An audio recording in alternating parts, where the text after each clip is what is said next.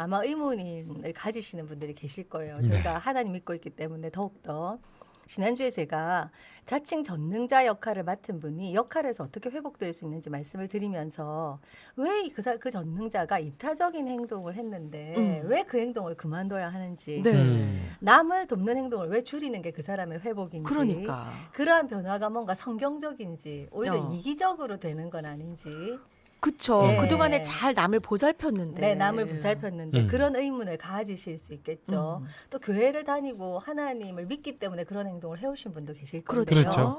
예, 전능자가 그렇게 변해야 하는 이유는 두 가지인데요. 네. 하나는 지난 시간에 말씀드린 것처럼 사람은 제한된 어떤 에너지를 갖고 있기 때문에 이 전능자가 죽을 때까지 전능자의 역할을 할 수가 없다는 거죠. 네. 그래서 결국 자기도 소진되고 또 무너지게 되고 가족의 시스템도 깨어진다는 거죠. 네. 그래서 우리나라는 지금 황혼 이혼이 굉장히 이혼율이 높잖아요. 그렇다고 하더라고요. 가족 치료사들도 황혼 이혼은 못 말린다 이런 얘기도 어, 하거든요. 그래요? 이제 참다가 왜냐하면 이제 어디서부터 잘못됐는지를 모르기 때문에 너무 오래돼가지고. 너무 오래돼서 음. 네, 그런 얘기를 그냥 우스개로 하는데 이 이혼이 전능자의 삶을 살아냈던 아내들이 소진된 결과 가족 시스템의 붕괴라고 저는 보거든요. 아, 그 결과 그 붕괴가 결과죠. 되는 거군요. 한쪽에선 참는 걸 몰랐고 네. 한쪽에선 참았던 거죠. 그러니까 그 참는 게 너무 오랜 시간 하다 보니 이제 더 이상은 할 수가 없는 할 수가 없는 지경까지. 지경까지 가서 이제 그 관계를 끊기까지. 그러니까 그렇게 되기 전에 본인이 그만두셔야 되는 거죠. 그러네요. 네.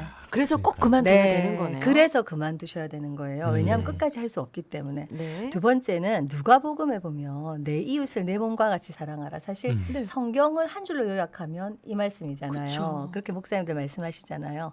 근데 이때 내 이웃을 사랑하라고 말씀하시지 않고 네. 내 몸과 같이 사랑하라고 하셨잖아요. 어. 그렇죠. 네. 네. 거기는 이유가 있다고 할 수 있는데요. 사람이 다른 사람을 대하는 방식은 자기를 대하는 방식하고 같다고 합니다. 다른 사람을 대할 때. 네. 자기한테 엄한 사람은 다른 사람한테도 엄격한 기준을 적용하겠죠. 아. 예. 자기한테 관대한 사람은 다른 네. 사람한테도 관대하겠죠. 그러네요. 그래서 자기를 건강하게 사랑하지 않는 사람이 다른 사람을 건강하게 사랑하기는 어렵다는 거죠. 아, 그렇군요. 그 일리 있는 얘기네요. 네, 그러네요. 그 굉장히 중요하죠. 네. 그래서 자신을 건강하게 잘 돌보고 사랑하는 사람이 다른 사람도 자기를 사랑했던 것처럼 건강하게 잘 돌볼 수 있기 때문에 네. 다른 사람에게만 헌신하는 거를 좀 줄이고 네. 자기를 사랑하라는 거죠.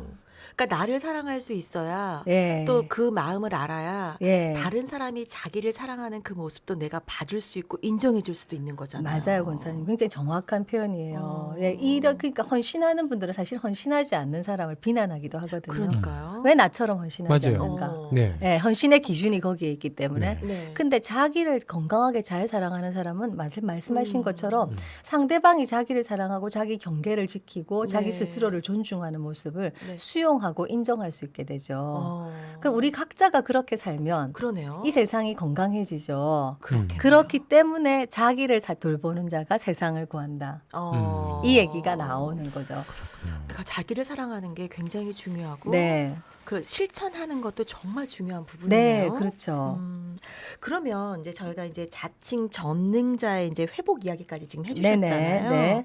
이제 오늘은 이제 영웅의 역할로부터 이제 어떻게 회복될 수 있는지 말씀해 주신다고 하셨는데, 네네. 지난번에는 이제 영웅의 네. 역할에 관해서 말씀을 네. 드렸었는데 이 방향을 바꿔서 네. 지금 회복의 부분을 다시 다루고 있는 네. 거죠. 네. 그러면 우리가 좀 복습이 좀 네, 필요하잖아요. 복습이 필요하죠. 잊어버리셨을 거잖아요. 네. 이거 시험 치는 것도 아닌데.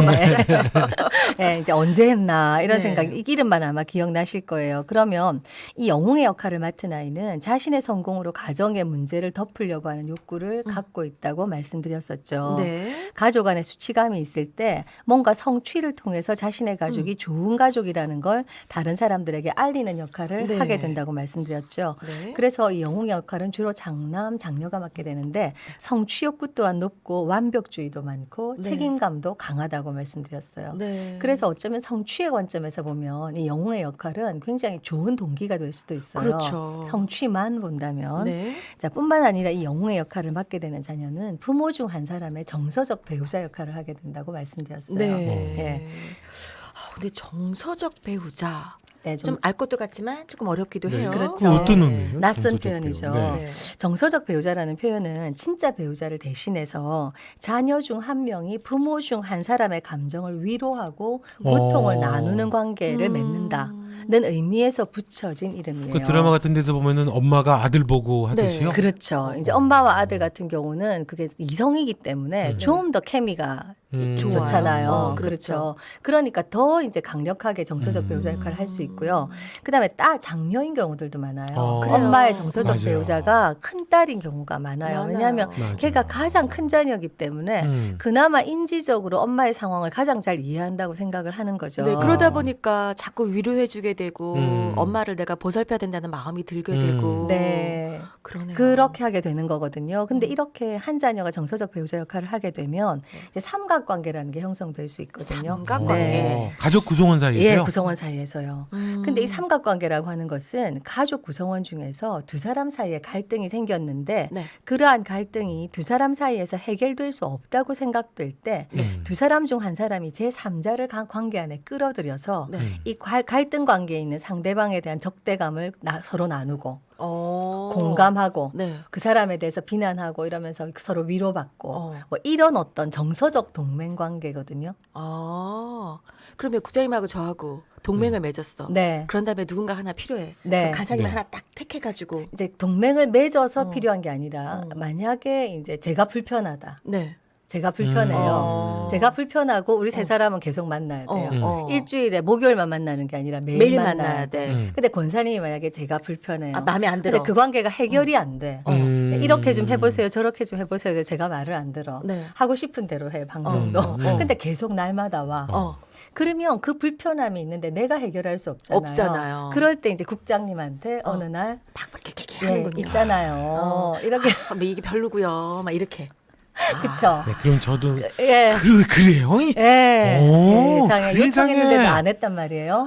이렇게 하면서 이제 저를 한 사람을 두고 동맹 관계 형성해서 계속 둘이 서로 위로하고 이렇게. 이제 같이 험담하고 이러면서 이제 그러면 마음이 좀 위로가 되실 거 아니에요. 그렇죠. 그 일이 집에서 일어난다는 거예요. 그게 집에서 네. 어떻게 하면 좋아? 그러니까 기가 막히는 거죠. 그러니까 네. 가족이 사실 그 안을 들여다보면 별일이 다 일어나는 데가 가족이에요. 그 조금 예를 좀 더 들어주시면 어떠세요? 예, 주로 외도하는 남편을 둔 아내의 경우에 장녀가 엄마의 정서적 배우자 역할을 하게 되는 경우가 많은데요. 네, 그렇죠. 이런 경우에 엄마의 입장에서는 남편으로 인한 고통을 위로받고 또 그 가정을 유지하기 위해서는 어쩔 수 없이 자녀를 삼각관계, 자기도 모르게 끌어들이게 되는 거거든요. 네. 근데 엄마와 아빠의 갈등 관계 속으로 들어가게 된 아이에게 어떤 일이 일어나는지 우리가 살펴보면 네. 그것이 아이에게 얼마나 혹독한 일인지 알 수 있습니다. 네.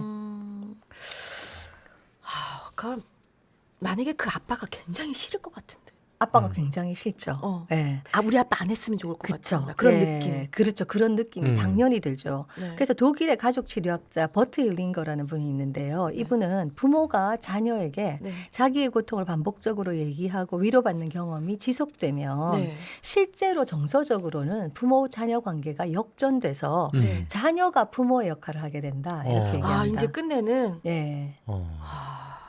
근데 우리나라는 이게 효도의 개념하고 네. 또 혼돈되죠. 그런 것 그러네요. 같아요. 혼돈돼서 실제로 자기가 하고 있는 것이 건강하지 못한 정서적 배우자의 역할인지 네. 건강한 효도인지 사실은 구분 못 하거든요. 그리고 뒤섞일 것 같아요. 뒤섞여요. 뒤섞이고 그러니까 성경적으로 부모를 공경하라는 부분만도 네. 혼돈되는데 네. 그래서 이 부분은 사실은 어른인 부모가 잘 판단하셔야 돼요. 부모가 아이는 모르죠. 그렇죠. 그러네요. 아이는 모르거든요. 아이는 거기서 살아남아야 되기 때문에 약자니까요. 약자니까 엄마한테 그냥 끌려 들어가서 또 엄마의 지지와 인정을 받으면서 그러고 또 살아내요. 네. 근데 그게 이제 아이가 그러는 동안 망가지죠. 음. 그 망가진 결과는 그 아이의 삶에 그대로 드러나거든요. 네. 그럼 자녀가 엄마의 정서적 배우자가 되면 네. 엄마를 잃어버리게 되는 건가요? 예, 엄마를 잃어버리죠. 어떻게 잃어버리게 되냐면요. 네. 엄마의 정서적 배우자 역할을 하게 된 자녀는 엄마의 감정에 공감하고 위로하려면 네. 엄마 감정을 늘 살펴야 되겠죠. 그렇죠. 그렇죠. 우리 엄마가 엄마, 어떤지. 네, 어떤지. 눈은 바깥에 있다고 하셨죠. 네, 눈은 밖으로 보니까요. 네. 그런 행동을 반복하다 보면 엄마 감정은 민감하게 알아차리지만 네. 막상 자기 감정은 모르죠. 네, 난 모르죠. 어떤지. 예. 그러면서 굉장히 눈치 빠르게 엄마를 늘 돌보게 되죠. 네. 예. 근데 이 버틀링거가 얘기했던 것처럼 이렇게 반복하게 되면 이 엄마와 자녀는 사실 엄마는 돌보는 위치고 자녀는 그렇죠. 돌봄을 받는 위치에 있어야 되는데 맞아요. 같은 위치에 올라오게 돼요. 이제 결국은 예, 정서적으로. 아. 그래서 심리적으로는 이 아이는 엄마가 없는 거나 마찬가지죠. 그러네. 이런 부분에 관한 그러네요. 물론 물리적인 보호, 밥을 해주고 빨래를 음. 해주고 이런 것들은 지원받지만 되지만. 정서적으로는 엄마를 자기가 돌봐야 되는 그러니까 엄마가 없는 거죠. 엄마가 없는 거죠. 엄마를 잃어버린다 이렇게 얘기하거든요. 그러면 참 아프다. 그럼 아빠와의 관계는 그럼 어떻게 되는 거죠? 아빠와의 어떤 일이 관계에서는 벌어지는 거예요? 어떤 일이 일어나냐면요. 이 아이가 이제 엄마와 아빠와 그러니까 아빠가 외도를 하고 있으니까 대화 중에 엄마가 주로 아빠에 대한 비난을 얘기하겠죠. 그렇죠. 그러겠죠. 아우, 네 예. 아빠란 말이야. 붙잡아 놓고 예, 이제. 사실은 결혼했은 한 이유도 있을 테고 사랑했던 시간도 있을 테고 네. 좋은 시간도 있었을 테고 네. 외도 중에도 장점이 있을 텐데 그렇죠. 그런 것들은 얘기 안 하고 싶죠. 하나도 안 그렇죠. 하고. 나쁜 것만 네. 얘기하겠죠. 꼴보기 싫어 죽겠는데. 꼴보기 싫어 죽겠는데. 네. 그러니까 이 아이는 그 관점에서만 아빠를 보죠. 그러니까 아빠의 좋은 음. 면이나 뭐 여러 가지를 다양하게 다 보는 게 아니라 네. 엄마의 눈으로 봤던 나쁜 면만 보게 되는 거네요. 그렇죠. 그래서 우리한테는 확증 편향이라는 게 있거든요. 음. 내가 믿고 있는 거를 보는 거죠. 그래서 아빠가 음. 그런 사람이라고 믿으면 네. 그것이 선택적으로 훨씬 더 잘 보이죠. 그리고 음. 아빠에 관해서 그런 얘기를 반복적으로 듣다 보면 아빠를 정서적으로 거리를 두고 멀리하게 되고 그러겠죠. 네. 네, 멀리하게 되고 내가 아빠는 그런 사람이야 라고 경험하기 전에 단정하게 되고 아이고. 자 그러면 아빠도 그 감정을 알까요 모를까요? 네, 느낄 것 같아요. 당연히 느끼죠. 네. 그러니까 외도하는 아빠 입장에서는 내가 비록 외도하고 있지만 아내와는 불편하지만 딸은 여전히 사랑스럽고 예쁘고 죄책감도 있고 내가 정말 이런 행동을 하고 있는 게 불편하긴 하지만 딸은 예쁜데 네. 이 딸이 아내보다 더 기세등등하게 아빠를 막 아빠를 이제 정서적으로 맞아요. 처벌하고 공격하고 이런 따님들 많잖아요. 보통 네. 딸들이 더 이제 그럼 딸들도. 심해지죠. 왜냐하면 딸들이 엄마한테 더 공감할 수 있기 때문에 네. 동성이니까 엄마가 그렇게 하다 보면 이 아빠는 부정을 표현할 수도 없고 그러네. 느껴지지도 않죠. 그러니까 한 집에 살지만 정말 정서적 거리가 멀고 아빠는 경험한 아빠가 있는 게 아니라 엄마로부터 들은 아빠가 들은 아빠. 아빠인 거예요. 그러네요. 그래서 이런 분들이 상담실에 오시면 아빠를 들은 거지 아빠를 경험한 게 아니거든요. 아는 게 아니고 아예 들어서 들은 그냥 아빠를 거죠. 들은 아빠를 기억해요. 자기가 만난 아빠가 아니에요. 아빠가 만난 그러네요. 아빠가 한 집에 물리적으로 살았지만 아빠를 만난 적이 없는. 네. 예, 어릴 때 만난 거 외에는 네. 그 네. 이후로는 계속 붕괴한 적밖에 없는. 그러니까 그냥 엄마로부터 들은 게 그냥 아빠가 다인 아빠가 거잖아요. 다인 거예요. 그래서 아빠도 잃어버리는 거죠. 그렇게 잃어버리니까 고아가 되는 거네요. 정서적 고아가 되는 거죠. 이거 아이한테는 정말 혹독한 경험이네요. 혹독한 거죠. 그러니까 이 영웅은 혼자서 잘 살아나갈 수 있어요. 어. 왜냐하면 어릴 때부터 이렇게 치열한 훈련을 받아왔잖아요. 그러네요. 엄마는 돌보고 아빠는 적대시하고 책임감은 강하고 네. 성실하고 그러니까 성취욕도 뭐든지 높고 음. 그런데 성취의 측면에서 보면 그런데 그 네. 내면이 얼마나 그렇죠. 그 삭막하고 안쓰럽네요. 공허하고 네. 예, 얼마나 그 치열하고 네. 얼마나 긴장돼 있겠어요. 네. 그러면 이 정서적 고아인 자녀도 분명히 그런 부분에서 좀 회복이 되어야 될 텐데 네. 그 상처가 너무 크잖아요. 그렇죠. 회복이 네. 돼야 되죠. 자, 지금까지 이제 복습을 한 게 됐는데요. 자, 네. 그러면 우선 이 강한 책임감과 성취감을 어떻게 좀 해봐야 되겠죠. 그러니까. 저도 사실은 영웅의 역할을 했었고 엄마의 정서적 배우자였기 때문에 네. 평생 이거와 싸우고 있는데요. 네. 이 책임감이 강한 사람 옆에 있으면 참 편하거든요. 그렇죠. 근데 책임감이 강한 사람은 참 고달파요. 그렇죠. 얼마나 힘들어요. 내가 본인이 나를 다 해야 되는데. 힘들게 하잖아요. 계속 일이 눈에 보인단 말이에요. 네. 그러니까 네. 자기를 그냥 둘 수가 없잖아요. 네. 예, 그런데 자, 이런 경우에 내가 왜 이 책임감과 성취 욕구를 좀 내려놓지 못하나를 보게 되면 네. 그 내면에 뭐가 있냐면 자기 존재의 가치가 자기의 성취와 연결되어 있는 경우가 대부분이에요. 그러니까 내가 그동안 그렇게 해왔기 때문에 내 존재가 있을 수 있었던 예, 거네요. 내가 가치로운 사람이었어. 나는 그렇기 때문에 가치 있는 사람이야. 네. 이렇게 연결되어 있는 거죠. 근데 사실 우리 사회가 이 능력과 성취와 소유로 그 존재 가치를 평가하고 있는 네. 네. 이 사회에 살면서 이게 분리된다는 것 자체가 상당히 불가능한 것처럼 그러니까요. 보이잖아요. 그럼 네. 나는 누구야?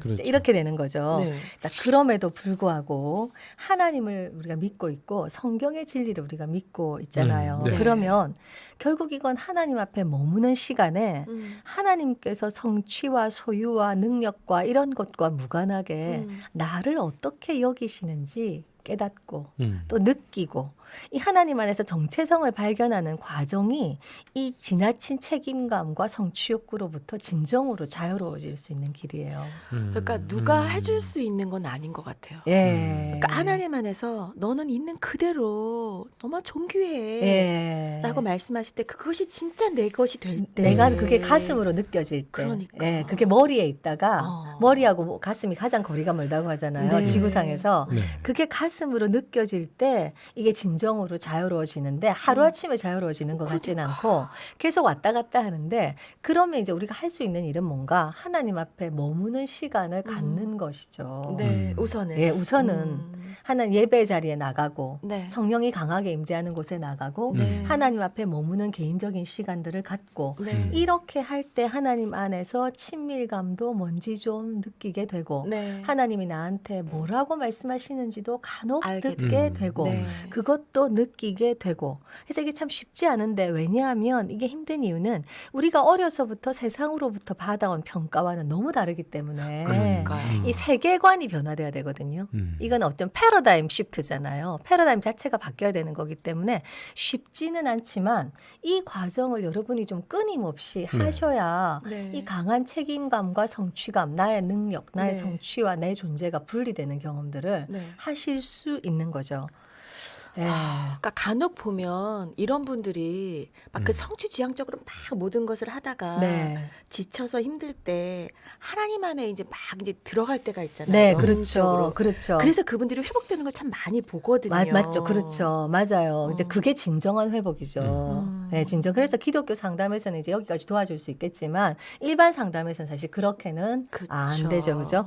자, 그래서 우리가 앞부분에서 자녀들을 무조건적으로 사랑해야 된다. 네. 네, 이렇게 계속 얘기를 했었는데 그 이유가 뭐냐 하면 이 부모로부터 받는 사랑이 그나마 하나님이 우리를 무조건적으로 사랑하시는 사랑의 가장 유사한 형태라고 할 수 있거든요. 그러니까. 이 세상에서 부모 말고 누가 네. 그 존재를 무조건적인 사랑에 가깝게라도 표현해 줄 수 있겠어요. 그죠? 네. 없단 말이죠. 네. 그러니까 그 경험이 충분할 때 이 아이가 하나님 앞에 나갔을 때 네. 하나님이 나를 내 부모가 그랬던 것처럼 무조건적으로 사랑하시는구나. 그래.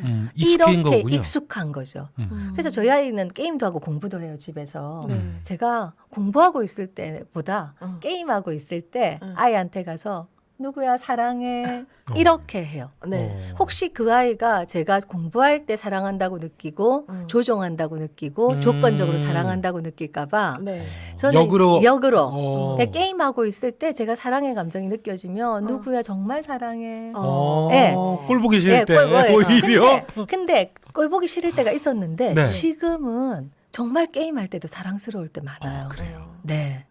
그러니까. 그게 이제 저 안에서 이게 패러다임 시프트가 된 거겠죠. 세계관이 바뀐 거겠죠. 예. 요즘 문자로 아이들하고 고통스러워하는 부모님들 오늘 실천 지침을 하나씩 다 받으셨습니다. 그래서 처음에는 우리가 행동이 네. 이렇게 마음은 변하지 않아요. 네. 자, 마음이 변하지 않을 때 할 수 있는 건 우리 행동을 먼저 바꾸는 그러니까 거예요. 그거 먼저 해보는 거예요. 그러면 인지 부조화 이론이라고 사회심리학의 패스팅거의 이론이 있는데 우리가 인지가 부조화될 때 사람은 그걸 못 견뎌요. 네. 행동을 먼저 해버리면 태도를 바꿔야 돼요. 네. 따라가게 되는 거군요. 따라가게 돼요. 네. 그래서 행동을 먼저 하는 것도 방법이에요.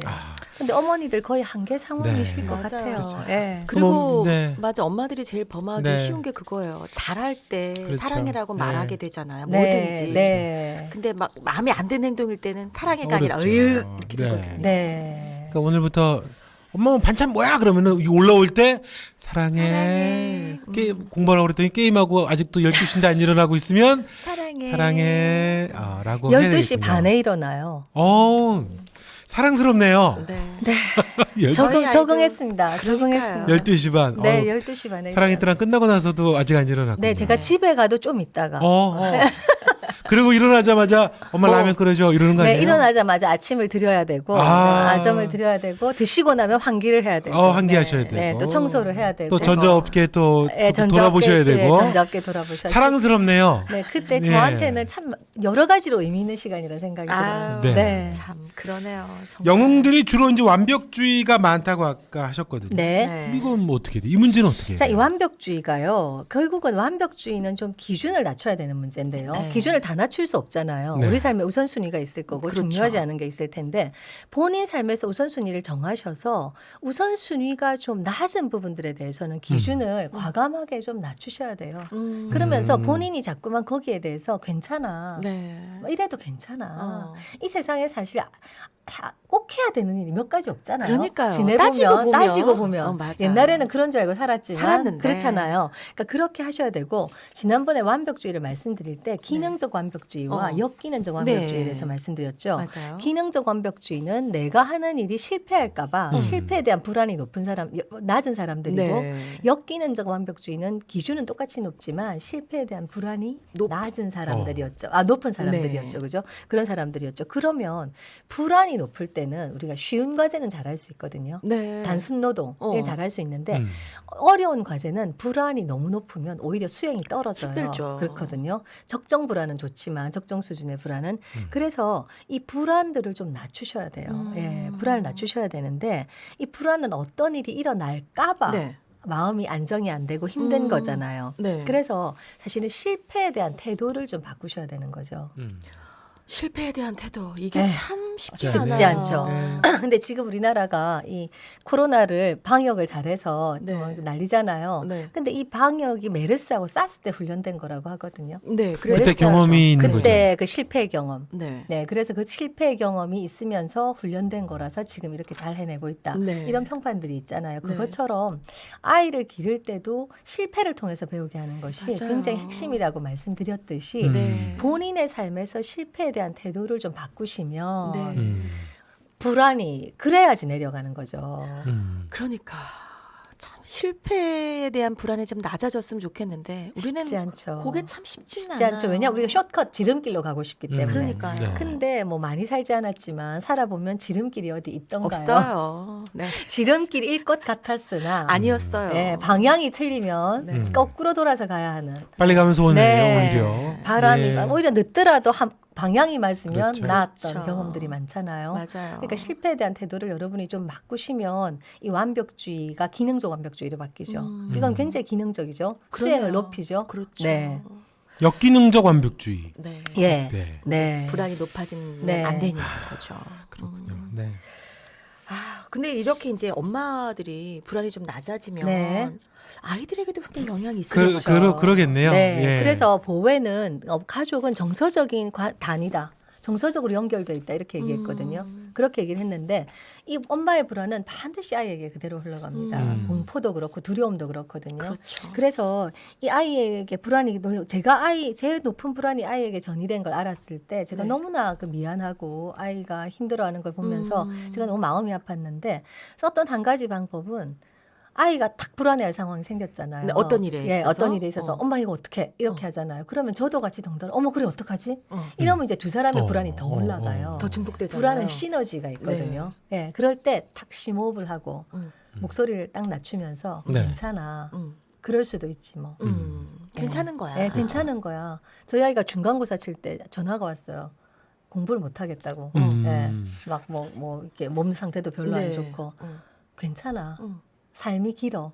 그러니까 그게 막 그렇게 중요하지 않아. 인생 예, 길다. 삶이 길어. 괜찮아. 그럴 수도 있지.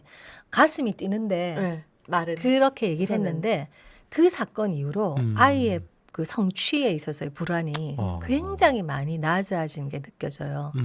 그 다음에 아이가 그런 상황에서 네. 혼잣말하는 걸 들어요. 괜찮아. 괜찮아. 이렇게. 괜찮아. 그럴 수도 있지 뭐. 네. 이렇게. 아, 예. 그렇군요. 근데 또 가끔 또 그런 생각도 들어요. 너무 괜찮아 했더니 얘가 너무 기준이 낮아졌나. 그렇죠. 그런 생각도 드는데 그거는 권사님 네. 이제 이렇게 보셔야 돼요. 우리의 회복이 네. 한 번에 적정 수준의 회복으로 가지 않아요. 네. 진자가 여기서 떨어뜨리면 일로 가죠. 네. 여기서 떨어뜨리면 다시 일로 가죠. 네. 근데 진폭이 줄어들죠. 네. 걔가 기준이 낮아졌다가 이게 아닌가 봐요. 다시 올라. 하면 다시 올라갔다가 스스로 자정 예, 능력을 갖는군요. 자기가 해낼 수 있는 적정 기준을 찾아갈 거예요. 네. 네. 하기야 뭐 강요한다고 부모가 한다고 해서 달라지지 그럼요. 않죠. 할 수 있는 게 어, 거의 예. 없습니다. 없어요? 기도밖에는 네. 없는 없어요. 거예요. 돌아보면 저도 그렇게 컸거든요. 그러니까 맞아요. 저도 제 20대를 생각해요. 마음이 네. 힘들 때마다. 그래 네. 맞아요. 네, 맞아요. 그게 도움이 되더라고요. 그렇죠. 도움이 돼요. 예, 저도 가끔 나보단 낫다 니들이. 저도 그렇게 얘기해요. 야, 엄마보다 낫다. 그러니까요. 엄마보다 지혜롭다. 어, 어. 예, 그런 얘기를 해요.